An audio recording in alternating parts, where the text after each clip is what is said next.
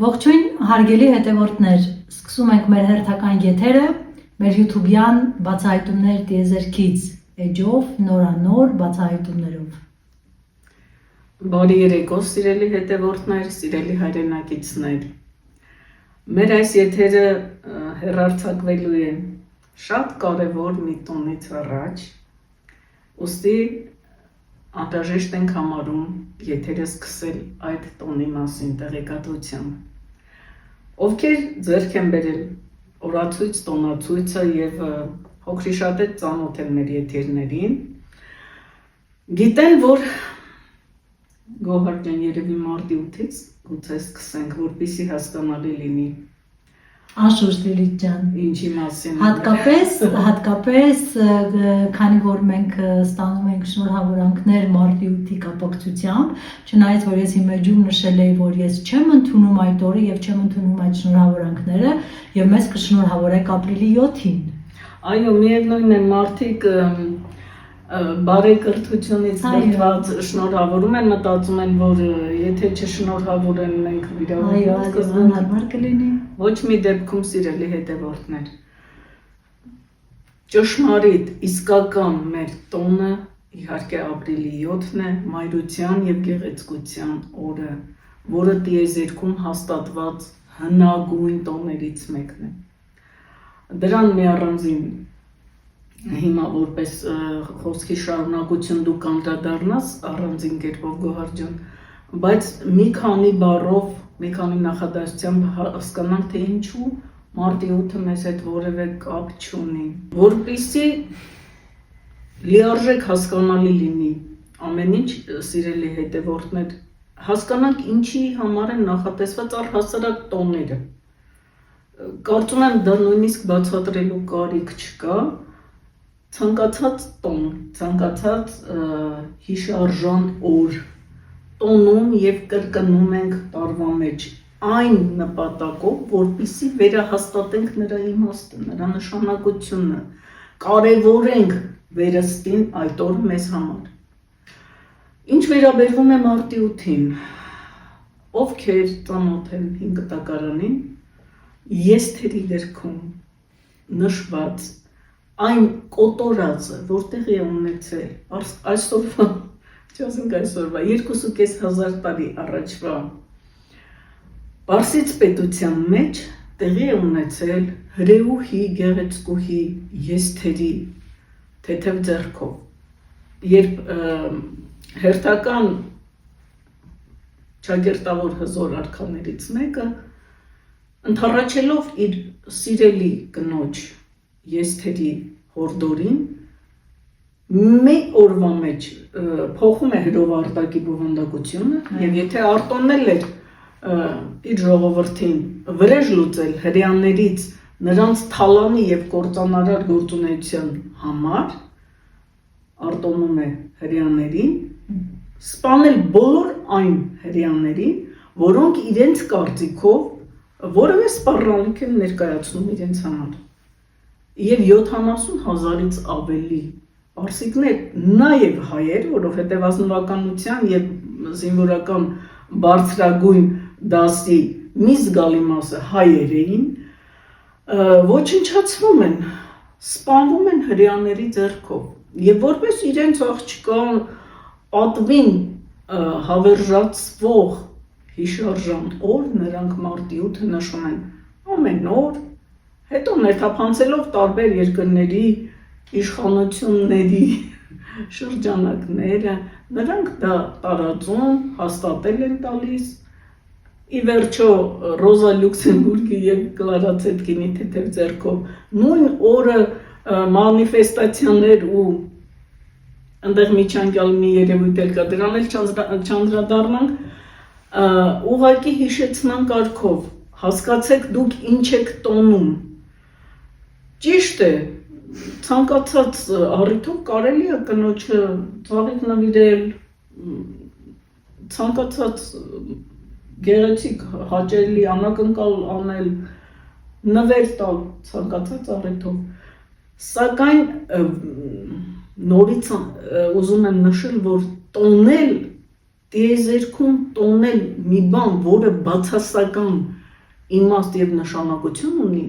քեզ համար, եւ հակառակը դա հակառակորդի թշնամու հաղթանակն է քո նկատմամբ, կամ եթե ոչ քո նկատմամբ, ընդհանրապես չարի հաղթանակն է արդարության նկատմամբ։ Դա վերստին նշել, տոնել, ուրախանալ, կարծում եմ բոլորովին դրա կարիքը չկա։ Մենք ունենք այնպիսի գեղեցիկ տոններ, իմաստավորված, հնագույն ժամանակներից եկող, որ առհասարակ որևէ մարտի 8-ի անհրաժեշտություն չկա, եւ հուսանք, որ աստիճանաբար դուրս կմղվի մարտի 8-ը մեր տոնացույցից։ Այո, Լիլիթ ջան։ Շարունակի։ Հատկապես որ մենք ունենք այնպիսի տոն, որ նույնիսկ անգամ համեմատականներ տանել չի կարելի, նրանց իրար կողք դնել չի կարելի, երկնային մի տոն, ուրեմն Սուրբ Սրբոց, երկնային և երկրային տիրուհի Անահիտան ապրիլի 7-ին, այսինքն Ահեկանի Մասիս օրը, լույս աշխարհ է բերում իր առաջնեկ դստերը, Նանեին։ Նանեն տիեզերքում ծնված առաջին աղջիկ դիսը։ Նրանից առաջ 3 տղաներ են լինում, բայց Նանեն առաջինն է։ Եվ այդ իսկ պատճառով շատ մեծ տոնախմբություն է կազմակերպվում տիեզերքում եւ այդ օրը հռչակվում մայրության եւ գեղեցկության օր, որը ի ուրախություն մեզ մինչ մեր օրերը հասել է, պահպանվել է, եւ մենք պիտի երջանիկ լինենք բոլորս տոնելով այս օրը։ Նախ առաջինը որպես տոն Սուրբ Սրբոց երկնային եւ երկրային տիրուհու համար Նանե դիսի ծննդյան օրը, եւ այն նվիրվում է բոլոր կանանց մայրերին եւ աղջիկներին։ Այնպես որ այս օրը մեծ տոնախմբություն է կազմակերպվում ընտանեկան շրջանակներում, նվիրում են կանանց աղջիկներին, մայրերին ծաղկեփնջեր եւ հղում նրանց շնորհավորանքներ։ Այս առիթով մենք ձեզ նույնպես շնորհավորում ենք, սիրելի մայրեր, տիկնայք, դուստրեր։ Շնորհավորում ենք այս չքնաղ տոնի առիթով, ցանկանում ենք ձեզ ամենակարևորը առողջություն։ Մաղթում ենք ձեզ տոկունություն, հզոր կամք, բոլոր այն մարտահրավերներին դիմակայելու համար, որ առկա են այսօր մեր երկրում եւ դեռ սպասվում են։ Մաղթում ենք ձեզ իմաստնություն, վերագտնելու, վերականգնելու հայ կնոջ իդեալական, կատարյալ հայ կնոջ կերպարը, սիրելի հայրենակիցներ, հայրենակցուհիներ։ Քանի որ հայ կնոջ ձեռքերում է, առհասարակ կնոջ ձեռքերում է ազգի ճակատագիրը։ Անշուշտ, թող չհնչի որպես բարոյախրատական քարոզ, բայց կարծում եմ այսօր ժամանակն է կոչ անելու հայ կանանց վերագտնելու իրենց մեջ հոգատարության, արժանապատվության, բարձրագույն արժանապատվության այն հատկանիշները, որ թույլ են տվել պահպանել ընտանիքը եւ կրթել են իրենց կողքի տղամարդկանց, իրենց որդիներին, իրենց համեստությամբ, իրենց արժանապատվությամբ, իրենց լավագույն հատկանիշներով։ Ես չեմ ուզում որևէ մեկին թերագնահատել, սակայն այն, որ մենք աստիճանաբար կորցնում ենք այդ արժանինքները, այդ արժեքները, ցավոք պետք է արձանագրենք։ Եվ մեզնից է կախված ինչ կընտրենք մենք եւ ինչի կարժանանանք, ինչի առջև կկանգնենք։ Կանանցից անսահման շատ բան է կախված։ Սիրելի տիկնայք, սիրելի աղջիկներ, սիրելի մայրեր, կրկին ու կրկին շնորհավորում ենք ձեզ։ Հայկինը միևնույն է, Գոհար ջան, ինձ համար մնում է ամենակատարյալ էակը աշխարհում, անկեղծ եմ ասում։ Ես երկար տարիներ ապրել եմ Հայաստանից դուրս, Ես նույնպես դրանում այո, Էլի ջան։ անկախ ամեն ինչից, այն ինչի ընդունակ է հայկինը լավագույն իր դրսևորումներում անգերազանցելի է եւ անհամեմատելի որևէ մեկի հետ, ամենայն հարգանքով բոլորի նկատմամբ։ Պարզապես մենք այսօր մի քիչ թերացում ունենք հատկապես երեխա դաստիարակելու հարցում մեր պատկերացումները մի քիչ այսօր այլ են։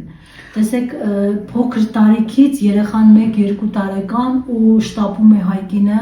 հասկանում եմ իրավիճակներից ելնելով, բայց մենք դրա արդյունքները խաղելու ենք ապագայում եւ խաղում ենք հետևանքները, այո։ Ինչ է ստացվում, որ մսուր մանկապարտեզ են տալիս 1-2 տարեկանից երեխաներին եւ ստիպված գնում աշխատանքի։ Կամ էլ ստիպված չեն, բայց գերադասում են աշխատանքը քան երեխա դաստիարակելը։ Բայց եկեք ու տեսեք տիեզերքում մեր Սուրբ Սրբոց երկնային եւ երկրային տիրուհիները, մեր դիսերը, ոչ ոք իր երեխային մինչև 5 տարեկան չի թողնում միայն, այսինքն կինը, ծնողը պարտադիր իր երեխայի կողքին է եւ առաջին 5 տարում նա է տալիս, նա է կրթում եւ դաստիարակում իր երեխային։ Շատ կցանկանայի, որպեսզի սա օրինակ լինի նաեւ հայ կնոջ համար, որքան էլ որ մեր օրերում դա դժվար լինի։ Այո, ցավոք ոչ միայն հանգամանքները պարտադրում են երբեմն մարդ կա, որ այլընտրանք չունի եւ նա ստիպված է գնում այդ քայլին, բայց ավելի հաճախ եւ ճնշող մեծամասնությամբ երեխաների հետ կապը խզվում է ավելի շուտ քարոզչության հետևանքով, արժեհամակարգի փոփոխության հետևանքով, որ երեխան պետք է պարտադիր չի, կրծքով կերակրել պարտադիր չի, ինչ մի պարտադիր բան է, դայակը կարող է պահել, հեռախոսով կարելի է վերահսկել եւ այլն եւ այլն։ Եվ արդյունքում ունենք այն ինչ ունենք։ Լիլիթ ջան, մենք շատ լավ գիտենք, նաեւ տեղեկացնենք մեր հայրենակիցներին, որ օրինակ իրենք դիցերը եւ Սուրբ Սրբոց երկնային տերտիրուհիները երեխաներին կերակրում են կրծքով մինչև 2.5 տարեկան։ Եվ դա պարտադիր է։ Նրանից հետո խորհուրդ չի տրվում, քանի որ կաթի մեջ կարևոր որակները արդեն կորում են։ Այժմ Լիլիթ ջան ներկայացնենք սրբավայրերը, որոնք գործում են, այո, Հայաստանի տարածքում, քանի որ մեր հետևորդներից շատ զանգեր ենք ստանում, որ եկեղեցին կարելի է գնալ, որ սրբավայրը կարելի է գնալ, այստեղ կարելի է թե չի կարելի եկեղեցի, եթե սրբավայր է, մենք որոշեցինք այս հաղորդման մի մասը նվիրել մեր այդ հատվածի բացահայտումներին, որը կատարել ենք այս վերջերս, եւ ձեզ ներկայացնենք թվով 29 սրբավայրեր, որոնք գործում են ներկայիս Հայաստանի տարածքում, որտեղ դուք հաճախելով տիեզերական շաբաթ կիրակին, արդեն գիտեմ, որ բոլորդ էլ գրեթե ունեք օրացույց տոնացույցները, ձեզ մոտ կարող եք նայել տիեզերական շաբաթ կիրակի հաճախել այդ սրբավայրերը, մենք կնշենք, թե ում կարելի է դիմել այնտեղ, ում անունով են այդ սրբավայրերը եւ խնդրել օգնություն եւ համոզված եղեք, որ ձեր խնդրանքները լսվում են։ Եվ այսպես Սաղմոսավանք կոչվող սրբավայրը։ Իրականում ոչ թե Սաղմոսավանք, այլ Սաղմոզավանք։ Սրբավայրը Սուրբ Դից Սաղմոզի անունով է։ Նա Սուրբ Սրբոց երկնային եւ երկրային Տեր Արամազդի եւ Սուրբ Սրբոց երկնային եւ երկրային Տիրուհի Այսեմիկեի դուստրն է։ Նա ինքն է աշխատում այդ սրբավայրում, տիեզերական շաբաթ եւ կիրակի օրերին կարող եք հաճախել Սաղմոզավանք եւ խնդրել Սուրբ Դից Սաղմոզին ձեր խնդրանքները։ Հաջորդ սրբավայրը Խալդի սրբավայրն է։ Այն գտնվում է Պտղնի գյուղում։ Սրբավայրերից մեկ, այսպես ասենք, Խալդի։ Այո, Խալդի սրբավայրերից մեկը։ Այն ներկայումս կիսաքանդ, կիսաավերակ վիճակում է,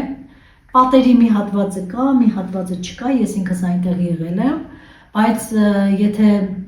ներսի կողմից նայեք, նույնիսկ այնտեղ խալդի նշանը կա, պատի վրա, շատ հետաքրքիր է, չնայած նրան, որ սրբավայրը կիսաքանդ վիճակում է գտնվում, այն գործում է, եթե դուք գնաք այնտեղ և խնդրեք Սուրբ Դից խալդին, դիմեք ձեր խնդրանքներով, անպայման խնդրանքները լսելի են, իդեպ նշեմ, որ սրբավայրում աշխատում է Սուրբ Դից խալդի որդին, լսում է ձեր խնդրանքները Սուրբ Դից խալդի որդին։ Դուք կարող եք դիմեք Սուրբ Դից խալդին, քանի որ որդու անունը այս պարագայում չգիտենք, միևնույն է նրա որդին լսում է և փոխանցում խալդին և ի կատար են ածվում ձեր խնդրանքները։ Այո, վերհիշենք մի փոքր նորավանքի վերաբերյալ, նորավանքը հնագույն մեր սրբավայրերից մեկն է, Սուրբ Աբրեսի սրբավայրերից մեկը, որտեղ, ինչպես գիտենք, առողջության խնդիրներով ենք ամենաշատը այցելում, դիմում։ Հաջորդը ցախիկ, ոչ թե ծաղիկ, այլ ցախիկ սրբավայրն է, Ապարանի Ծաղկաշեն գյուղում։ Սիրելի հայրենակիցներ, ամբողջ տարածքը ժամանակին կոչվել է ցախիկ, ոչ թե ծաղիկ, պարզապես հիմա այնտեղ աշխատում է հենց ցախիկ դիցը, ինքը, կարող եք նույնպես այցելել ձեր խնդրանքներով։ Հաջորդ սրբավայրը, որն ուզում ենք ներկայացնել ձեզ, դա իմ շատ սիրելի սրբավայրերից մեկն է, Տաթևիկի սրբավայրը, որն այսօր բոլորին ծանոթ է Տաթևի վանք անունով, գտնվում է Սյունիքում, մինչ օրս էլ այնտեղ գործում է Սուրբ Դից Տաթևիկը։ Կարելի է գնալ այնտեղ շաբաթ և կիրակի օրերին դիմել Սուրբ Դից Տաթևիկին։ Իդեպ նաև նշեմ, որ այս սրբավայրը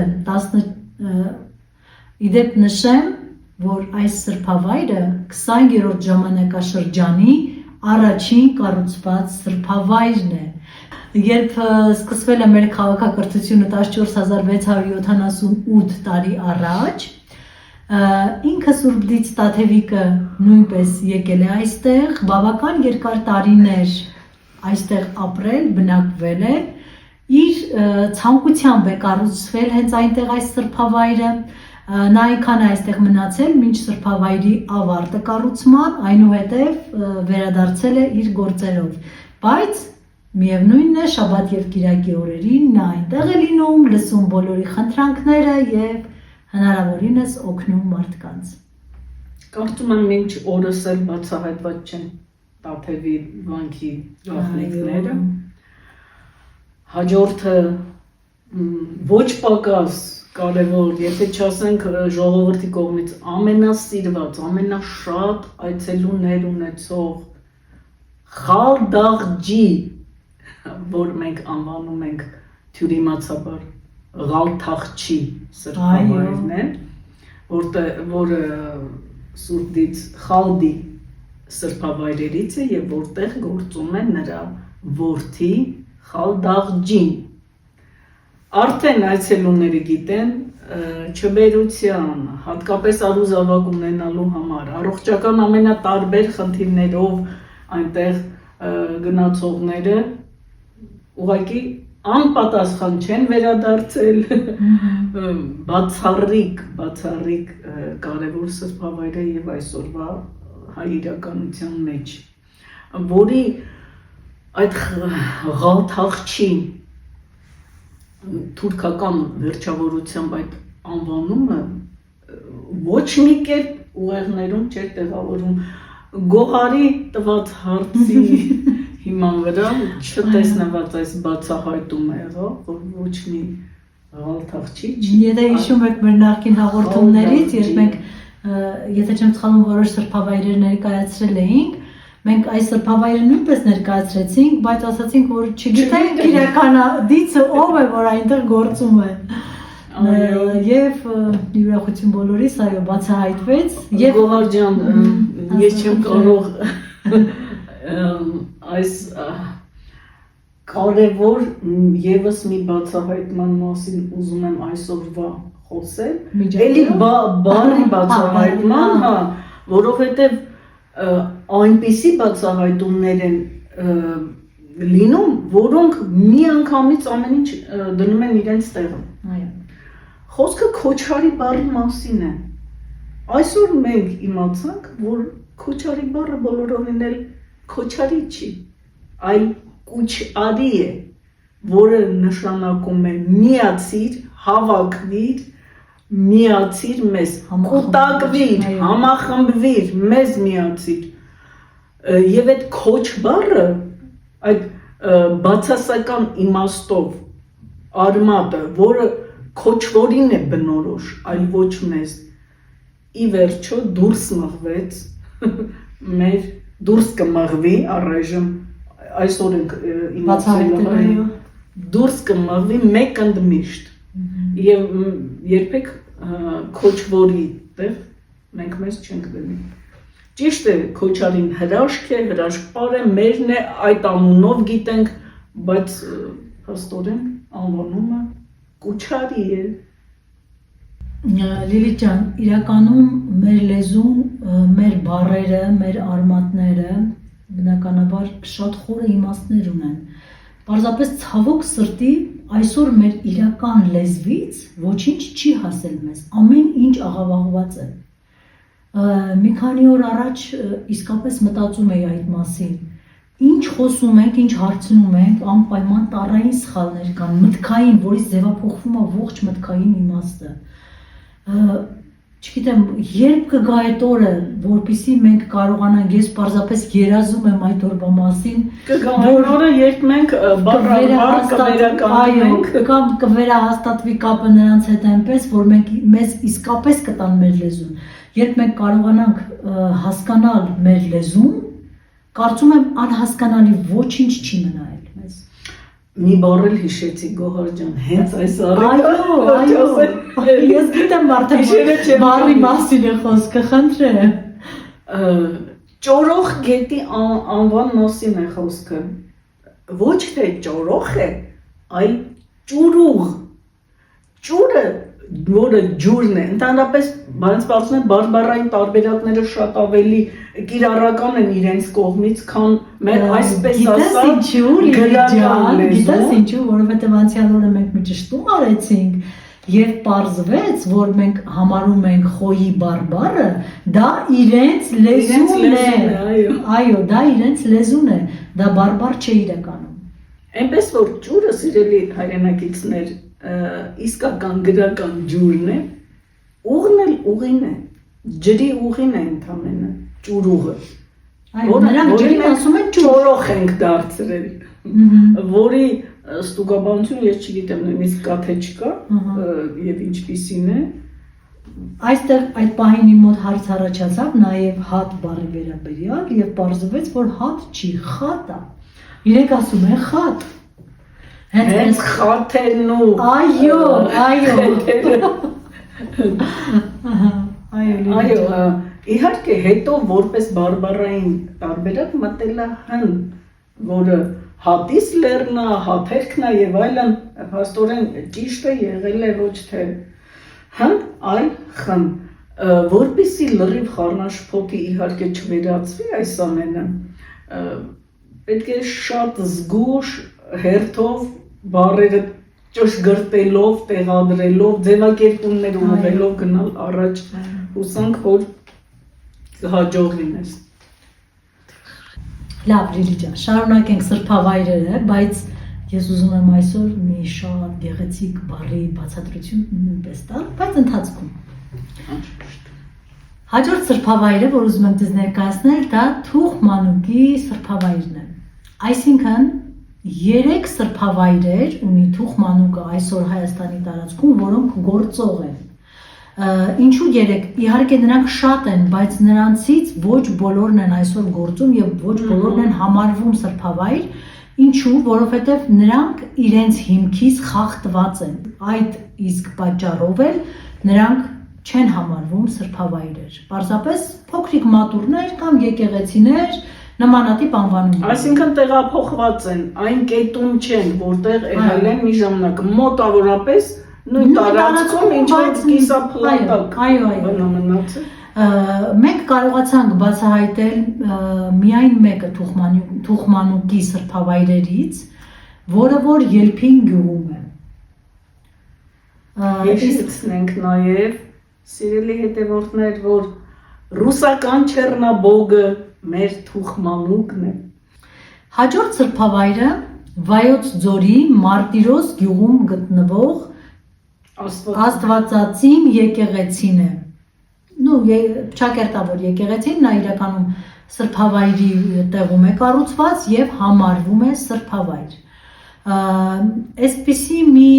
հարց եղավ, այս մասին ասենք, որպեսզի մեր հետևորդները չշփոթվեն, այնտեղ կա գետնափոր մի տարածք, որը նույնպես, այո, ժայռափոր տարածք, որտեղ բավականին մեծ, այսպես կառույց է սրբավայր հիշեցնող, բայց իրականում մենք ինքներս էլ մտածում ենք, որ միգուցե հենց դա է իրական սրբավայրը, բայց ոչ, պարզվեց, որ այժմ Սուրբ Աստվածածին կոչվող եկեղեցու տարածքն է, հենց սրբավայրը, որը ամեն դիցի սրբավայրն է։ Այո, եւ այնտեղ գործում է Սուրբ Դից ամենի որդին։ Հաջորդը մեր շատ սիրելի էլի Սուրբ Դից ամենի սրբավայրն է, որտեղ նրա մյուս որդին է գործում, սա մեր բոլորի կողմից ճանաչված եւ սիրված Գեղարդն է։ Այո, Գեղարդավանքը։ Բյուրականի Սուրբ Հովանես եկեղեցին Հալդի սրբավայրն է, որտեղ որ բուժումներ է անցկացնում Հալդի սերնդի դիցերից որևէ մեկը։ Այո, Ամբերտ ամրոցի տարածքում գիտենք, արդեն մենք կարծեմ խոսել ենք այս մասին, որ գտնվում է բագին, որը սակայն չի գործում։ Այո։ Հաջորդը Օձունի եկեղեցին է, որը համարվում է սրբավայր, եւ Օձուն Սուրբ Դիցի անունով էլ հենց կոչվում է եւ տարածքը եւ սրբավայրը։ Սանահինի վանքը նույնպես սրբավայր է, Սանահին Դիցի սրբավայրն է,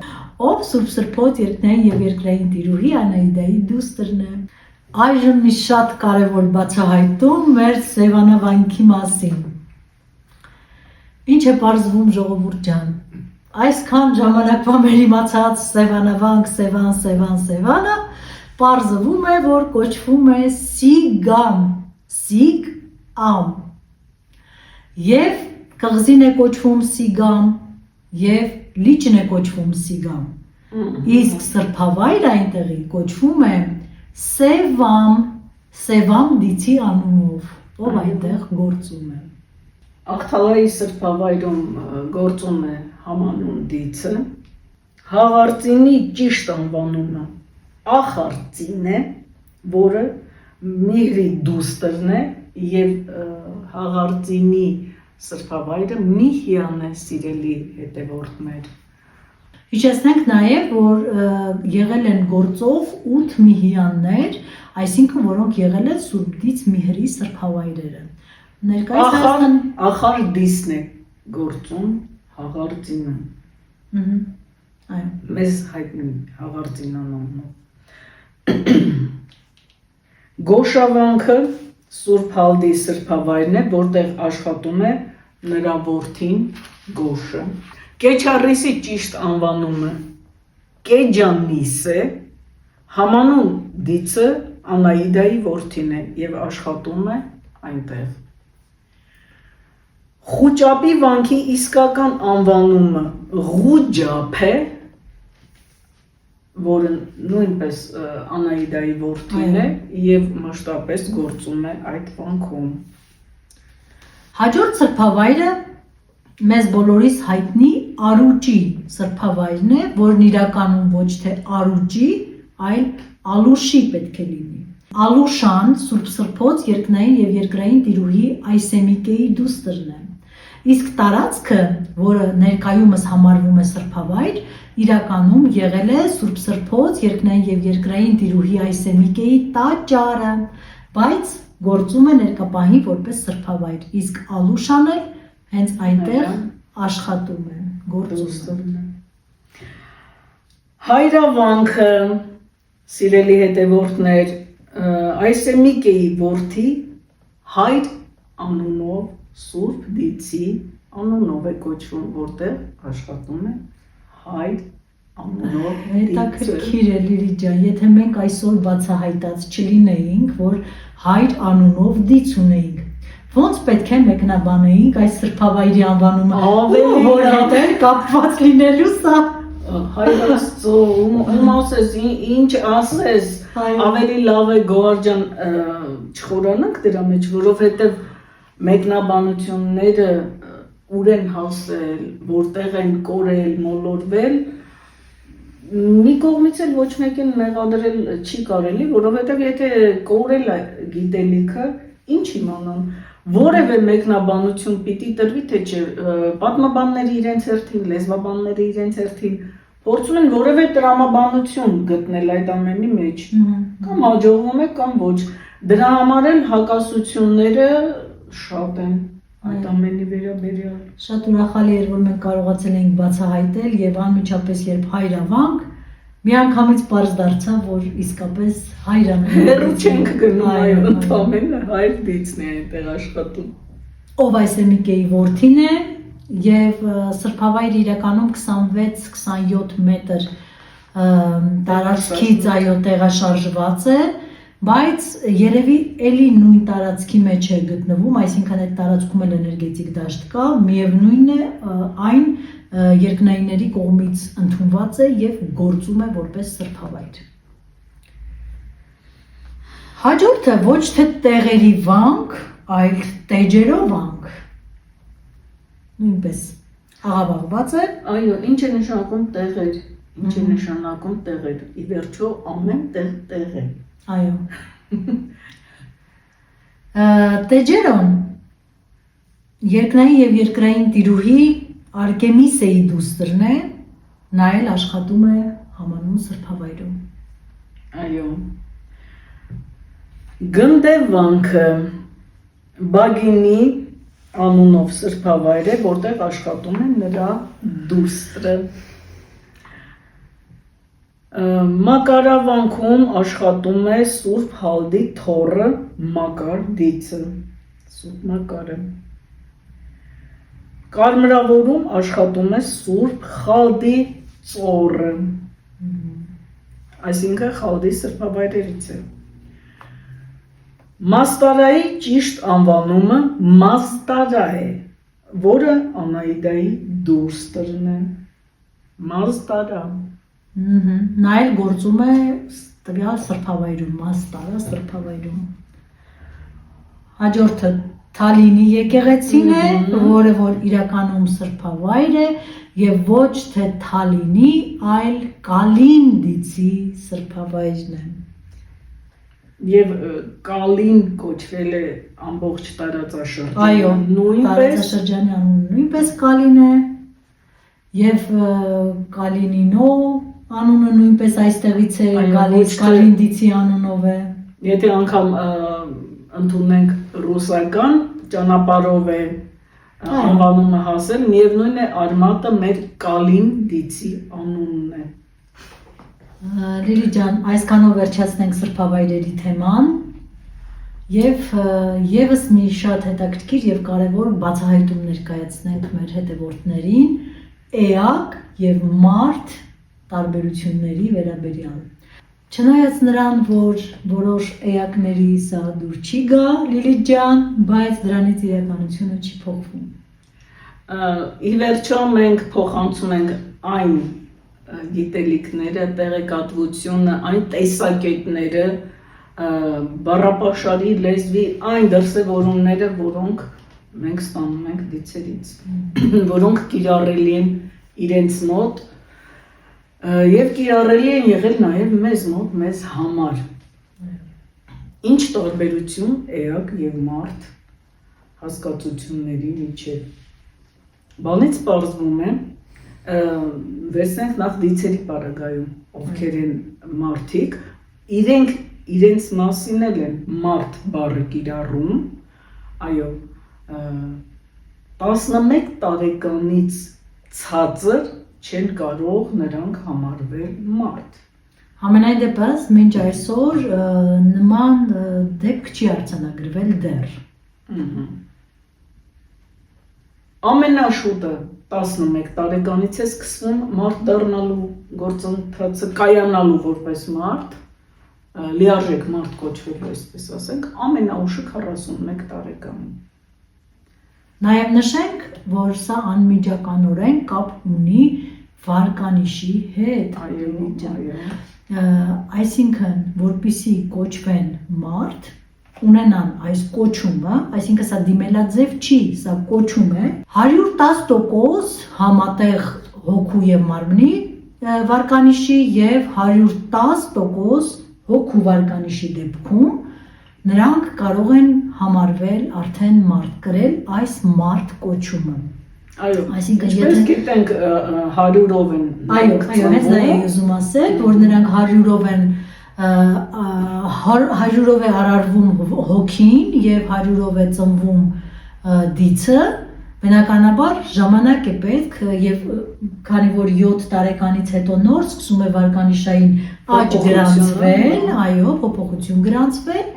այս առիթով 11 տարեկանից շուտ դեռ չի գրանցվել այս ինչ որ մեկին հաջողվում է այդ 110-ը լրացնել 11 տարեկանում եւ հենց դա ֆիքսվում է ամենաուշը որ եղել է մինչ այժմ եղել է 41 տարեկանում որը դիցի պարագայում բավականին ուշ է բայց ինչեւ է այդպես էլ է լինում անշուշտ իսկ մարդկանց պարագայում Լիլիթ ջան իսկ մարդկանց պարագայում միայն 91% համատեղ վարկանիշը հաղթահարած էակները կարող են մարդ համարվել եւ հոգու 90% վարկանիշը այսինքն միաժամանակ պետք է մեր հոգու վարկանիշը լինի 90 եւ հոգու եւ մարմնի համատեղ վարկանիշը 91 որպեսզի մենք ստանանք այս կոչումը ի վերջո ինչ է էակը այս դեպքում էակը ընդհանրապես ֆիզիկական մարմինն է ծնված իր անկախտելի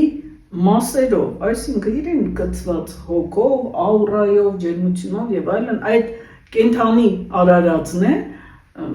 չնայած այստեղ արարած բառն էլ տեղին չէ, ծնված էակն է, որը դեռ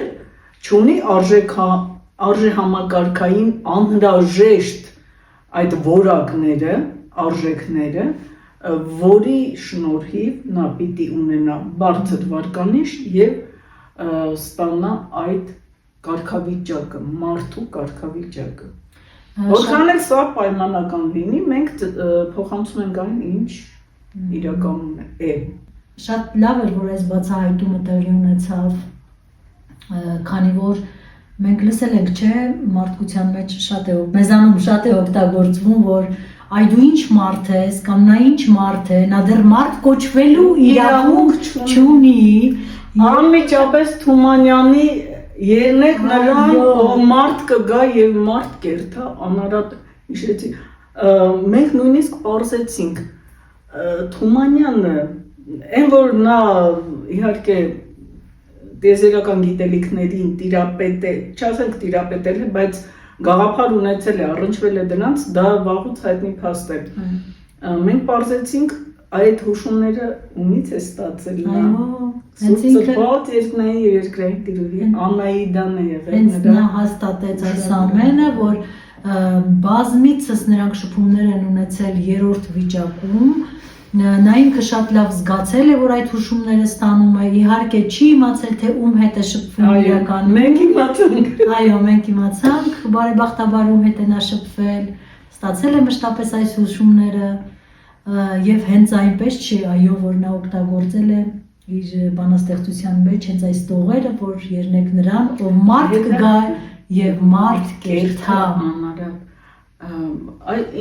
Ինչ են ասում մարդ դառել, չեն ասում էակ դարձի, որտեղ դու այսպես թե այնպես էակ ես, այո։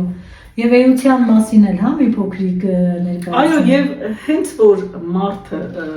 էակը այլևս հենց որ մարդ է դառնում, այդ կարգավիճակում ինքը այլևս էություն ունենալ չի կարող։ Էություն բառը վերաբերվում է միայն էակներին։ Այսինքն էությունը դա էակի ցածրակարգ դրսևորումն է։ Ոչ լիարժեք, ոչ այն բարձր արժեքների կրելու փաստն է էությունը։ Էություն բոլորովին չի նշանակում բարձր որակ, այսպես ասենք։ Էություն նշանակում է քո այս պահի հոգևոր բարոյական կարգավիճակը։ Ընդհանրապես։ Եվ պարզեցինք, երբ մարդը ստանում է, երբ էակը ստանում է արդեն մարդ կոչումը, նրան օրինակ չի կարելի վերագրել եւ ասել, որ օրինակ այս մարդը այս էությունը ունի, հա, այսպիսի էություն։ Այսինքն դրա էությունը ինքը ցածր դրսևորում է, իսկ մարդ լինելու դեպքում արդեն մարդկային որակներ եւ արժեքներն են գալիս առաջ։ Հետևաբար, սիրելի հետևորդներ եւ հայրենակիցներ, էակներ համարվել բույսերը եւ կենդանիները չեն կարող։ Դա միայն պայմանական ասած, մեր ընդունված ձևով ասած, մարդկանց տրված կարգավիճակ է։ Այսքանով ավարտենք, Լիլիթ ջան, այսօր։ Կարելի է այսօր ավարտել այսքանով։ Միայն հիշեցնեմ ձեզ, որ հարգելի հայրենակիցներ, միասին մասնակցում ենք բոլորս համազգային խնդրանքին ամեն 3 շաբթի եւ ամեն 5 շաբթի օրերին Հայաստանի ժամանակով առավոտյան ժամը 8-ին։ Ովքեր դեռ չեն հասցրել ձեռք բերել մեր տոնացույց օրացույցը, խնդրեմ կարող եք կապ հաստատել մեզ հետ նշված հեռախոսահամարով, ինչպես նաև գիրքը։ Այո, ինչպես նաև գիրքը, ովքեր դեռ չունեն հայերեն կամ անգլերեն տարբերակով, այն մարդիկ, ովքեր կցանկանան աջակցել մեզ, քանի որ իսկապես բավականին աշխատանքներ են մեզ սպասվում տպագրության հետ կապված, ռուսերենի, երկրորդատորի, խմբագրման ֆրանսերենի եւ այլն, այո, խմբագրման փուլում է, շուտով կգնա տպագրություն, ովքեր կցանկանան մեզ օգնել իրենց աջակցություններով, նշված է նաև մեր հեռախոսահամարը, նկարագրության բաժնում նաև մեր հաշվեհամարը, որտեղ կարող եք կատարել ձեր փոխանցումները։ Նաև հիշեցնենք ձեզ, որ դուք կարող եք միանալ մեր սեմինար դասախոսությունների թիմին, որը մենք արդեն բավական երկար ժամանակ անց ենք կացնում։ Սեմինար դասախոսությունները on-line հարթակում են տեղի ունենում, կարող եք մասնակցել անկախ ձեր գտնվելու վայրից։ Սեմինարների ընթացքում բացահայտումներից, որ ակամատեղի են ունենում հարց ու պատասխանների արդյունքում, ունենք նաև մշտական մեր, այսպես ասած, խաղարկությունը, որտեղ մասնակիցներից երկուսը իրավունք են ստանում ճշտելու, իմանալու իրենց վարկանիշը եւ համատեղ եւ հոգու վարկանիշները։ Հիշեցնեմ նաեւ, որ բացի խմբակային սեմինարներից դուք ունեք հնարավորություն անհատական սեմինարի իմ կամ Լիլիթի հետ։ Սիրով սպասում ենք ձեզ։ Շնորհակալություն, ցտեսություն, մինչ նոր հանդիպում։ Հաջողություն բոլորիս։